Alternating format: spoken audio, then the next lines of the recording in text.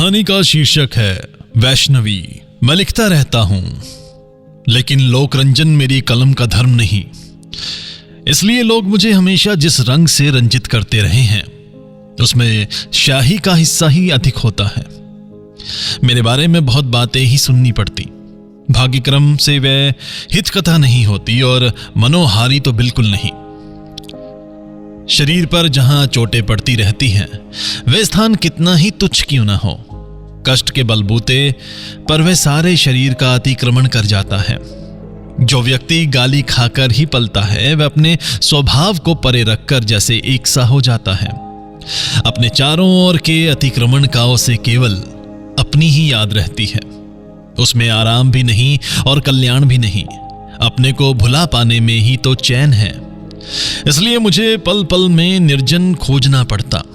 लोगों के धक्के खाते खाते मन में चारों ओर जो गड्ढे हो जाते हैं, विश्व प्रकृति के सेवा निपुण हाथों के गुण से वे भर जाते हैं। कलकत्ते से दूर एकांत में मेरे अज्ञातवास की व्यवस्था है। मैं अपनी चर्चा के उत्पात से बचने के लिए वहां अंतर्धान हुआ रहता हूं। वहां के लोग मेरे संबंध में अभी किसी एक निर्णय पर नहीं पहुंचे हैं। उन्होंने देखा है मैं भोगी नहीं, गांव की रात को कलकत्ते के कलुष से पंकिल नहीं करता और योगी भी नहीं, क्योंकि दूर से मेरा जितना परिचय मिलता है उसमें धनी होने के लक्षण हैं। मैं पथिक नहीं, गांव के रास्ते पर घूमता अवश्य रहा हूं, पर किसी गंतव्य की ओर मेरा कोई लक्ष्य नहीं।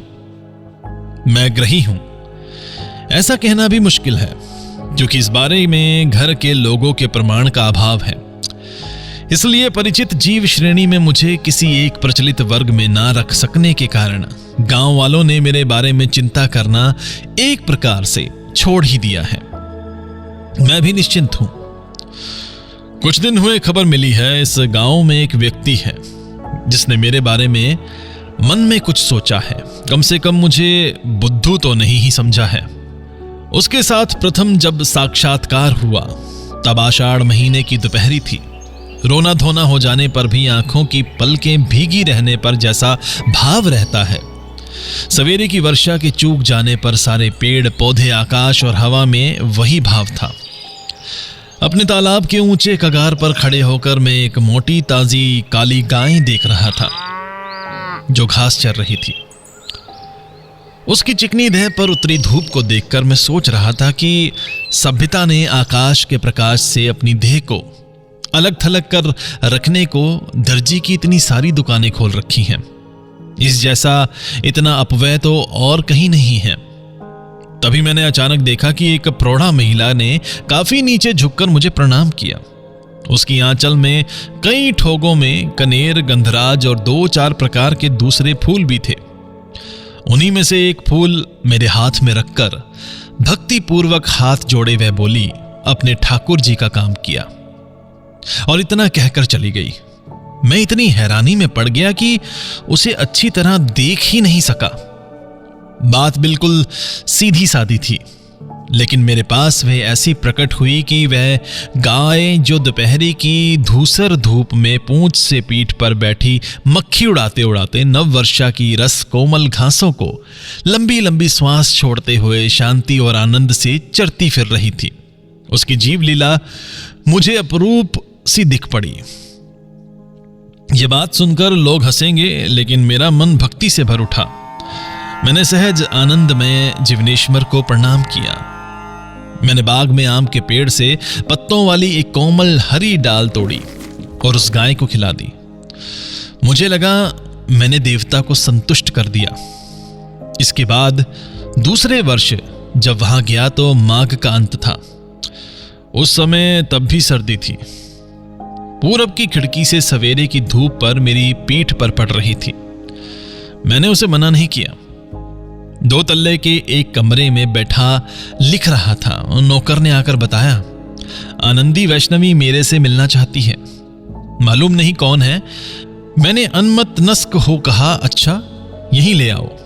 वैष्णवी ने चरण की धूल लेकर मुझे प्रणाम किया। देखा वही मेरी पूर्व परिचिता महिला है।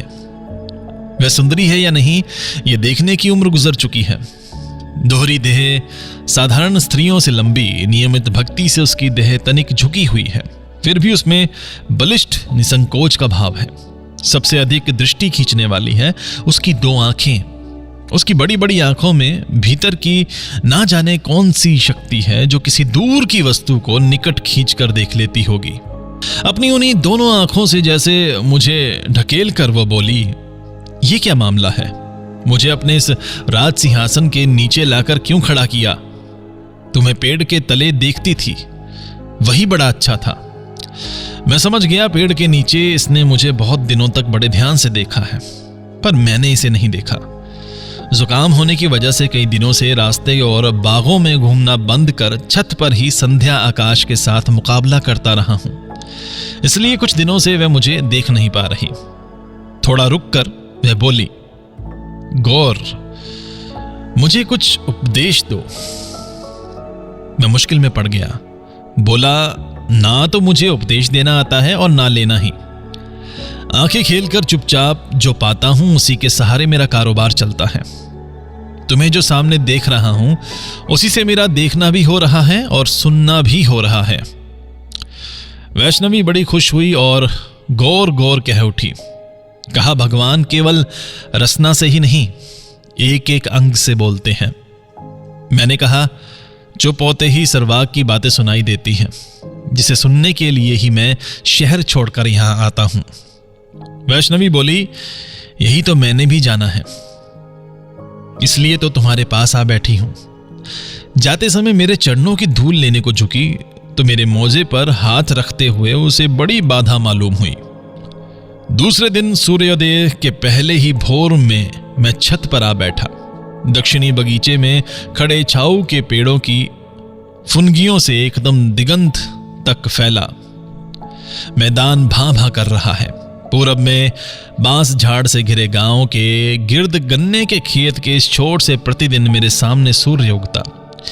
गांव का रास्ता पेड़ों की घनी छाया के बीच से सहसा निकलकर खुले मैदान के बीच से आड़ा तिरछा होता सुदूर गांवों में काम निपटाने चला गया है। सूर्य निकला या नहीं मालूम नहीं। कोहरे की एक शुभ्र चादर विधवा के आंचल की तरह गांव के पेड़ों पर पड़ी हुई है। मैंने देखा उस भोर को धुंधले प्रकाश के बीच से वैष्णवी एक चलायमान कोहरे की मूर्ति की तरह ताली बजा बजा कर हरि नाम गाते पूरब वाले गांव के सामने से चली आ रही थी। तंद्रा टूटी। आंखों के पलक के समान एक बारगी कोहरा साफ हो गया और उस सारे मैदान और घर के कामकाज के बीच जाड़े की धूप पूरे गांव के दादाजी की तरह पूरी तरह जमकर आ बैठी। तब मैं संपादक के प्यादे को विदा करने के लिए लिखने की मेज पर आ डटा था। इतने में सीढ़ी पर पैर की आहट के साथ किसी पद का सुर सुनाई पड़ा। वैष्णवी गुनगुनाती हुई आई और मुझे प्रणाम कर थोड़ी ही दूर फर्श पर बैठ गई। मैंने लिखते हुए मुंह उठाया। वह बोली, कल मैंने तुम्हारा प्रसाद पाया है। मैंने कहा, वह कैसे? वह बोली, कल शाम को मैं इस आशा में कि कब तुम्हारा भोजन होगा दरवाजे के बाहर बैठी थी। भोजन हो चुकने पर नौकर जब बर्तन लेकर बाहर आया तो उसमें क्या कुछ बचा था मैं नहीं जानती, लेकिन मैंने खा लिया। मुझे आश्चर्य हुआ। मेरी विलायत यात्रा की बात जानते हैं। वहां मैंने क्या खाया क्या नहीं इसका अंदाजा लगाना कोई मुश्किल नहीं, लेकिन गोबर नहीं खाया। यह सही है कि एक लंबे अरसे से मांस मछली में मेरी रुचि नहीं रही, लेकिन मेरे रसोइये की जात पात की बात खुली सभा में ना करना ही अधिक संगत है। मेरे चेहरे पर विस्मय के भाव देख वैष्णवी बोली, यदि तुम्हारा प्रसाद ही न पा सकूं तो फिर तुम्हारे पास आने की तो कोई जरूरत ही नहीं थी। मैंने कहा, लोग जानेंगे तो तुम्हारे ऊपर उनकी भक्ति नहीं रहेगी। वह बोली, मैं तो सभी को ये बताती फिर रही हूं। सुनकर उन्होंने सोचा होगा मेरी ऐसी ही दशा है। वैष्णवी किस गृहस्थी में थी उसके बारे में उसके पास से कोई विशेष सूचना नहीं मिली। केवल इतना ही सुना, उसकी मां की उम्र बहुत अधिक हो चली है और अभी तक वह जीवित है। उन्हें यह भी पता है कि उनकी बेटी की बहुत लोग भक्ति करते हैं। उनकी इच्छा है कन्या उनके पास जाकर रहे, लेकिन आनंदी के मन की उसमें स्वीकृति नहीं है। मैंने पूछा, तुम्हारा गुजारा कैसे हो पाता है? उत्तर में सुना, उसके भक्तों में से किसी ने उसे थोड़ी सी जमीन दे रखी है, उसी की पैदावार वह स्वयं खाती है और कई दूसरे खाते हैं, कब से भी वह खत्म नहीं होती। ये कहकर वह तनिक हंसती हुई बोली, मेरा तो सभी था, सब छोड़ आई, फिर दूसरों के पास से मांगकर जुटा ले रही हूं, इसकी भी क्या जरूरत थी, बोलो तो। शहर में रहते ये प्रश्न उठता तो सहज ही छोड़ता नहीं। भिक्षा जीविका से समाज का कितना अनिष्ट होता है ये तो मैं समझता था, लेकिन इस जगह पर आकर मेरी पोथी पढ़ी विद्या का सारा दर्प एकदम समाप्त हो जाता। वैष्णवी के सामने मेरे मुंह से कोई तर्क नहीं निकल पाया। मैं चुप रहा। मेरे उत्तर की प्रतीक्षा किए बिना ही वह अपने आप बोल उठे, नहीं नहीं, ये मेरे लिए अच्छा है, मेरे लिए मांगकर खाया गया अन्न ही अमृत है। उसके कहने का अभिप्राय मैंने समझ लिया। प्रतिदिन ही जो स्वयं अन्न जुटा देते हैं, भिक्षा के आनंद से उन्हीं का स्मरण हो आता है और घर में लगता है। अपने ही अन्न का मैं अपनी ही शक्ति से जुटाकर भोग कर रही हूं। मेरी इच्छा हुई कि मैं उसके पति और घर के बारे में पूछूं, पर वह खुद कुछ नहीं बोली। मैंने भी प्रश्न नहीं किया। यहां जिस मोहल्ले में उच्च वर्ण के भद्रजन रहते हैं, उस मोहल्ले के प्रति वैष्णवी की श्रद्धा नहीं है। मैं कहती रही, ठाकुर जी को वह लोग कुछ नहीं देते और ठाकुर जी के भोग में वह ही सबसे ज्यादा हिस्सा बटोर लेते हैं। गरीब लोग तो बस भक्ति करते हैं और उपवास करके मरते हैं। मैंने इस मोहल्ले के दुष्कर्म के बारे में भी बहुत कुछ सुना था। तभी मैंने कहा, इन सब मंदमती लोगों के बीच रहकर इनकी मति गति ठीक करो, इसी से भगवान की सेवा होगी। इस प्रकार के ऊंचे मूल्यवान उपदेश मैंने बहुते सुने हैं और दूसरों को सुनाना भी अच्छा लगता है। लेकिन वैष्णवी विस्मय से स्तब्ध नहीं हुई। मेरे चेहरे पर अपनी दो उज्जवल आंखें गड़ाती हुई बोली, तुम ही तो कहते हो कि भगवान पापियों के बीच है, इसलिए उनका संग करने पर भगवान की ही पूजा होती है, यही ना? मैंने कहा, हाँ। वह बोली, ये जब जीवित हैं तब तो वह भी उन्हीं के साथ हैं, अवश्य, पर इससे मेरा क्या? मेरी पूजा तो वहां नहीं चलेगी। मेरा भगवान तो उनके बीच नहीं है। वह जहां है मैं वहीं उसे खोजती फिरती हूं। यह कहकर उसने मुझे प्रणाम किया। उसका कहना यह कि केवल सिद्धांत लेकर क्या होगा, सत्य चाहिए। भगवान सर्वव्यापी है, ये एक बात है, किंतु हम उसे जहां देखते हैं वहीं वह हमारे लिए सत्य है। इतनी बड़ी चढ़ी बातें भी किसी किसी को बताना जरूरी है। वैसे मुझे निमित्त बनाकर वैष्णवी जो भक्ति करती है उसे मैं ना तो ग्रहण ही करता हूं और ना लौटाता हूं। मुझे तो आज की हवा लगी है। मैं गीता पढ़ा करता हूं और विद्वानों के द्वारस्थ हो उनसे धर्मत्व की अनेक सूक्ष्म व्याख्याएं सुनी हैं। केवल सुनते सुनाते ही उम्र बीत जाने को हुई, कहीं तो कुछ प्रत्यक्ष देखा नहीं। इतने दिनों बाद अपनी दृष्टि का अहंकार छोड़कर इस शास्त्रहीना स्त्री की दोनों आंखों के द्वारा सत्य को देखा। भक्ति के बहाने शिक्षा देने की ये कैसी अद्भुत प्रणाली है। दूसरे दिन सवेरे सवेरे वैष्णवी ने आकर मुझे प्रणाम किया और देखा कि उस समय भी मैं लिखने में ही लगा हुआ था। खिंचकर बोली, तुम्हें मेरे ठाकुर जी बेकार ही इतना खटाते क्यों हैं? मैं जब भी आती हूं देखती हूं तुम लिखने में ही लगे हुए हो। मैं बोला, जो आदमी किसी भी काम का नहीं, ठाकुर जी उसे बैठे नहीं रहने देते ताकि वह मिट्टी ना हो जाए। नाना प्रकार के बेकार के काम करने का भार उसी के ऊपर है। मैं ना जाने कितने आवरणों से आवृत हूं, ये देखकर वो बेचैन हो जाती। मुझसे मिलने के लिए आने पर उसे अनुमति लेकर दुतल्ले पर चढ़ना होता। प्रणाम करने आकर हाथ से छू जाते मोजे की जोड़ी और सामान्य दो चार बातें कहने सुनने के लिए, लेकिन मेरा मन किसी लेख में डूबा रहता। वह हाथ जोड़कर बोली, गौर गौर। आज भोर में जैसे ही बिस्तर पर उठ बैठी वैसे ही तुम्हारे चरण प्राप्त हुए। ओह, वह तुम्हारे दो चरण जिन पर कोई आवरण नहीं, वह कितने शीतल, कितने कोमल, कितनी देर तक उन्हें माथे से लगाए रखा। यह तो खूब हुआ, फिर मेरे यहां आने का प्रयोजन क्या है? प्रभु, ये मेरा मोह तो नहीं? सच सच बताओ। लिखने की मेज पर फूलदान में पहले दिन के फूल रखे थे। माली ने आकर उन्हें निकाला और नए फूल सजाने की तैयारी की। वैष्णवी जैसे व्यथित हो बोल उठी, अरे ये फूल बासी हो गए, तुम्हें इनकी जरूरत नहीं, तो दो मुझे दो।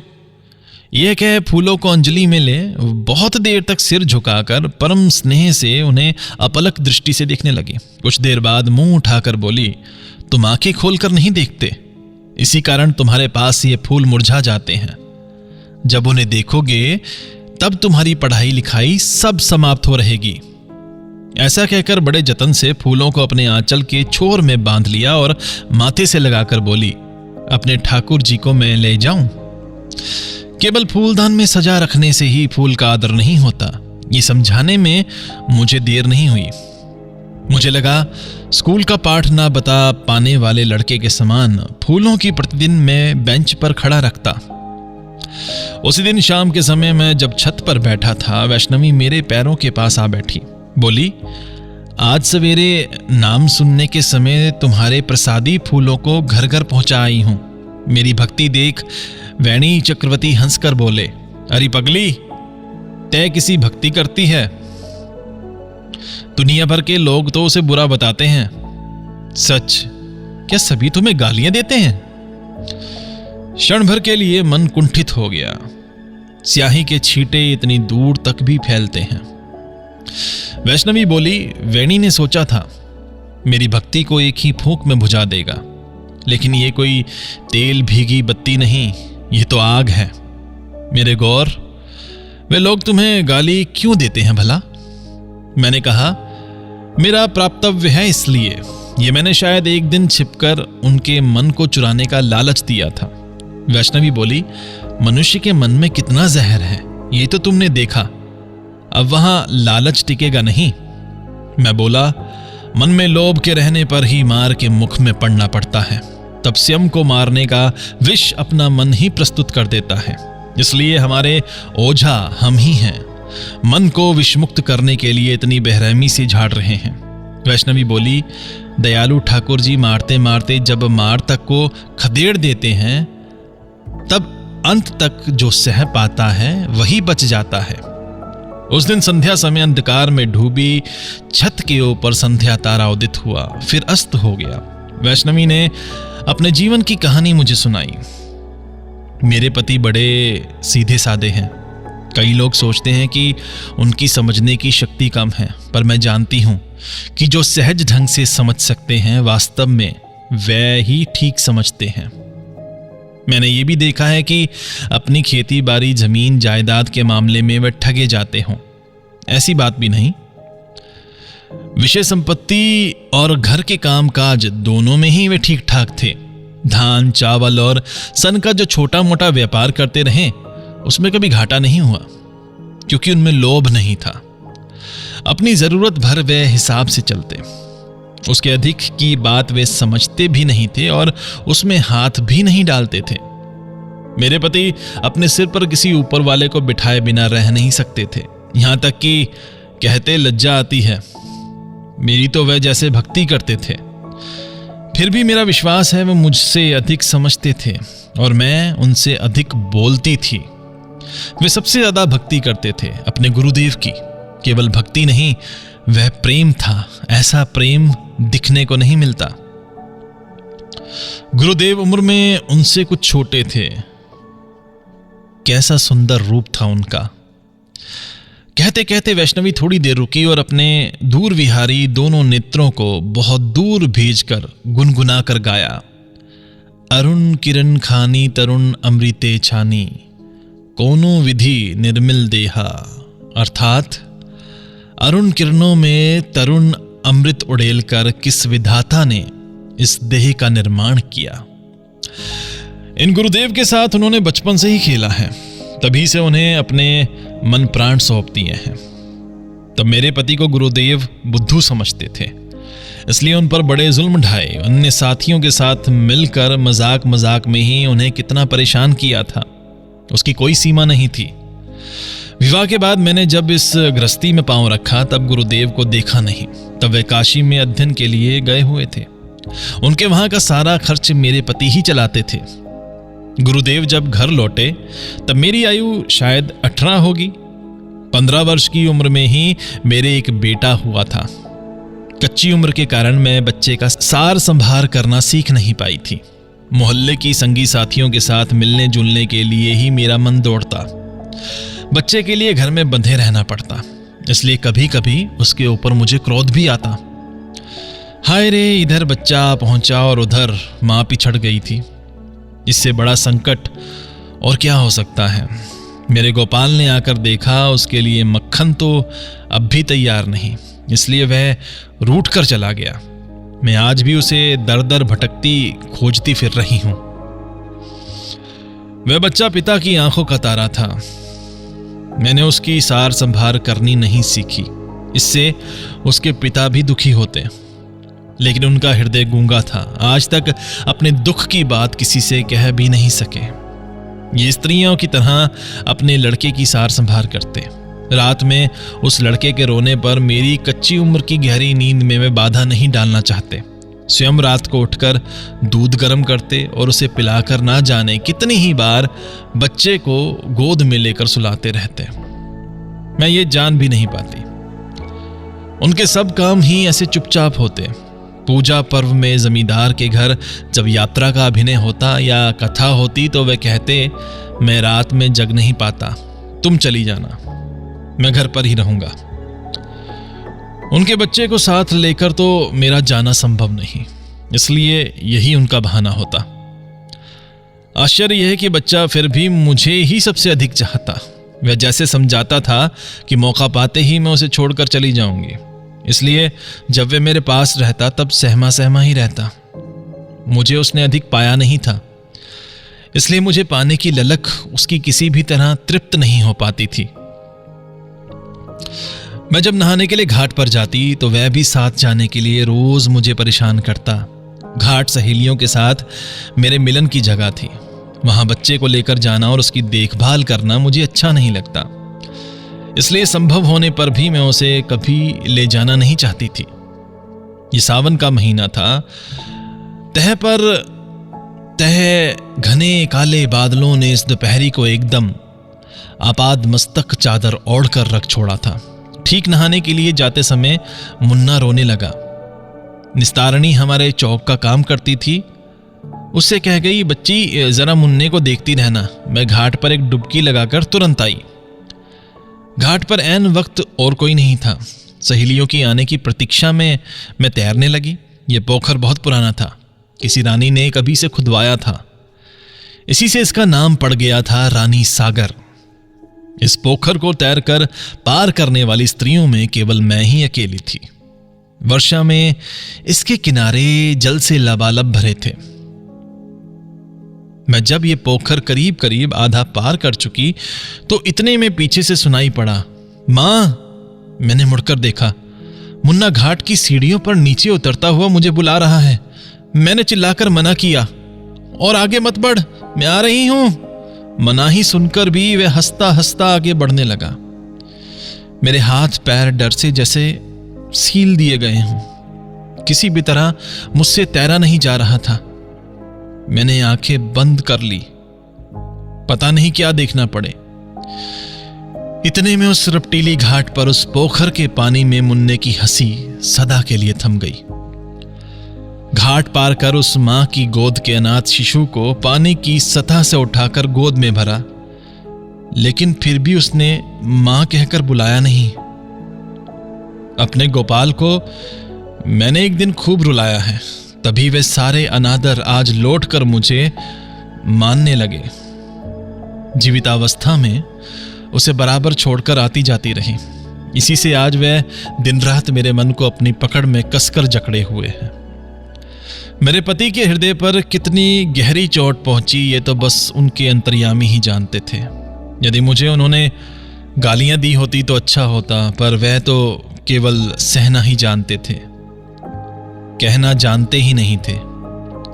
और इस तरह जब मैं प्राय पागल हो चुकी थी, उसी समय गुरुदेव घर लौटे।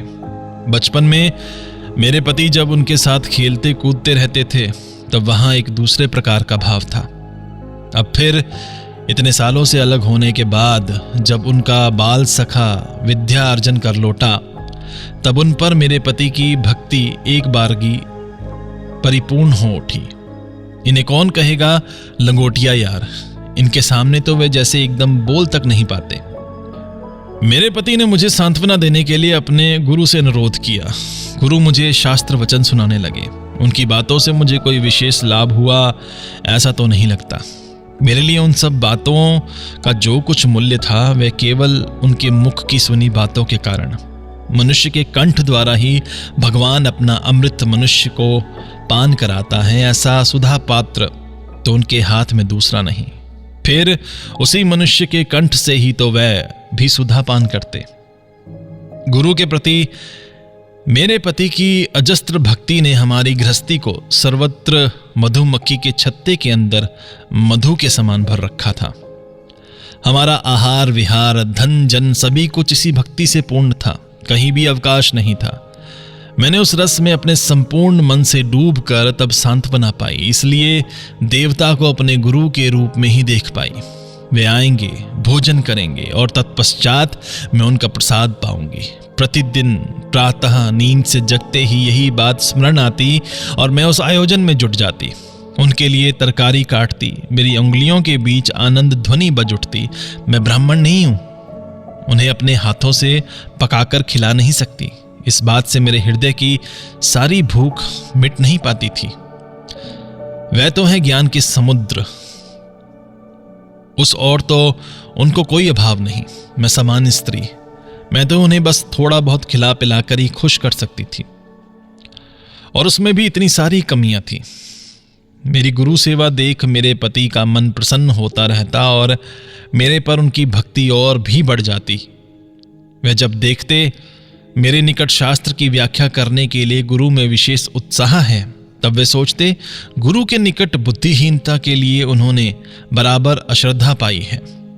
अब उनकी पत्नी बुद्धि के बल पर गुरु को प्रसन्न कर पाई, यही उनका सौभाग्य है। इस प्रकार 4-5 वर्ष कहां कैसे बीत गए वह आंखों से देख नहीं पाई।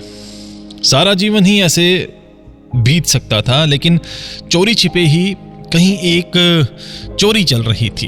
वे मेरी पकड़ में नहीं आई थी, अंतर्यामी की पकड़ में आई। उसके बाद एक दिन में एक क्षण में सारा उलट पलट हो गया। उस दिन फागुन के सवेरे घाट पर जाने के छायादार पथ से नहाकर भीगे वस्त्रों में घर लौट रही थी। रास्ते में एक मोड़ पर आम के पेड़ के नीचे गुरुदेव से मुलाकात हुई। वे कंधे पर एक अंगोछा डाले किसी संस्कृत मंत्र का पाठ करते करते स्नान के लिए जा रहे थे। भीगे वस्त्रों में उनके साथ मुलाकात होने पर लज्जा से एक और हो जाने की कोशिश कर रही थी। इतने में उन्होंने मेरा नाम लेकर पुकारा। मैं सिकुड़कर सिर नीचा किए खड़ी हो गई। वे मेरे मुख पर दृष्टि गड़ाए बोले, तुम्हारी देह सुंदर है। डाल डाल पर असंख्य पक्षी चहक रहे थे। रास्ते के किनारे किनारे झाड़ झंखाड़ में भंवरी के फूल खिले थे। आम की डाल पर बोर आ रहे थे। लगा सारा आकाश पाताल उन्मत्त और अस्त व्यस्त हो उठा हो। कैसे घर पहुंची कुछ होश नहीं। एकदम से उन्हीं भीगे वस्त्रों में ही पूजा गृह में घुस गई। आंखें जैसे ठाकुर जी को नहीं देख पाई। उस घाट के पथ की छाया के ऊपर के प्रकाश की बूंदें ही मेरी आंखों के सामने नाचते झिलमिलाने लगी। उस दिन जब गुरु भोजन करने आए तो उन्होंने पूछा, आनंदी कहाँ है? मेरे पति मुझे ढूंढते फिरे, कहीं देख नहीं पाए। सुनते हो जी, मेरी वे पृथ्वी अब नहीं रही। मैं सूर्य का प्रकाश खोजकर और ना पा सकी। पूजा गृह में अपने ठाकुर जी को बुलाती हूं। वे मेरी ओर से मुंह फेरे रहते हैं। वह दिन कहां कैसे बीता ठीक मालूम नहीं। रात में पति के साथ भेंट होगी। उस समय तो सब नीरव और अंधार। उसी समय मेरे पति का मन जैसे तारे के समान खिल उठा। उस अंधेरे में किसी किसी दिन उनके मुख से एक आध बातें सुनकर सहसा समझ पाती। ये सरल व्यक्ति जो कुछ समझाता है वह कितने सहज ही में समझ लेता है। घर गृहस्थी के काम निपटाकर आने में मुझे देरी होती। वे मेरे लिए बिछोने के पास प्रतीक्षा करते। अक्सर उस समय हम दोनों में अपने गुरु की कुछ न कुछ बातें भी होती। बड़ी रात कर दी। तब 3 प्रहर होगा। कमरे में आकर देखा मेरे पति तब भी खाट पर नहीं लेटे हैं, जमीन पर ही लेटे सो गए हैं। मैं बड़ी सावधानी से बिना आहट किए उनके पैरों की ओर लेट गई। नींद में एक बार उन्होंने पैर भी चलाया, वे मेरे सीने पर आ लगा। उसी को मैंने अंतिम दान के रूप में ग्रहण किया। दूसरे दिन भोर में जब उनकी नींद खुली तब मैं उठकर बैठी थी। खिड़की के बाहर कटहल के पेड़ की फुनगी पर अंधेरे में एक कोने में कुछ हल्का सा रंग जम रहा था। तब तक कोई बोल नहीं रहे थे। मैंने पति के पैरों के पास माथा टेककर प्रणाम किया। वे जल्दी से उठ बैठे और मेरे मुंह की ओर चकित होकर ताकते रहे। मैंने कहा, मैं अब घर गृहस्थी नहीं करूंगी। पति ने शायद सोचा वे स्वप्न देख रहे हैं, कुछ बोल ही ना सके। मैं बोली, तुम्हें मेरे सिर की कसम है, तुम दूसरा विवाह कर लो। मैंने विदा ली। मैं बोली, गुरुदेव ने। पति भौचक रह गए। गुरुदेव? ऐसी बात उन्हें कब कही? मैं बोली, आज सवेरे जब स्नान करके लौट रही थी तो उनके साथ साक्षात्कार हुआ था, तभी कहा था। पति का स्वर कांप गया। पूछा, ऐसा आदेश क्यों दिया? मैंने कहा, मालूम नहीं, उन्हीं से पूछकर देखो, वही समझा देंगे। पति ने कहा, संसार में रहकर भी तो संसार त्यागा जा सकता है। मैं यही बात गुरु को समझाकर कहूंगा। मैं बोली, हो सकता है गुरु समझ जाएं, पर मेरा मन नहीं मानेगा। मेरी घर गृहस्थी आज से समाप्त हुई। पति चुपचाप बैठे रहे। आकाश जब प्रकाशोज्वल हो गया तो वे बोले, चलो दोनों एक बार उन्हीं के पास चले। मैंने हाथ जोड़कर कहा, उनके साथ अब मेरी भेंट नहीं होगी।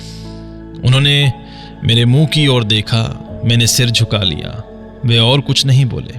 मैं जानती हूं उन्होंने मेरे मन को एक प्रकार से देख लिया। दुनिया में दो व्यक्तियों ने मुझे सबसे अधिक प्यार किया था, मेरे पुत्र और मेरे पति ने। वे प्यार ही मेरा नारायण है, इसलिए वे मिथ्या नहीं सह सके। एक मुझे छोड़ गया, दूसरे को मैंने छोड़ा। अब सत्य को खोज रही हूं और प्रवंचना नहीं। यह कहकर उसने साष्टांग प्रणाम किया।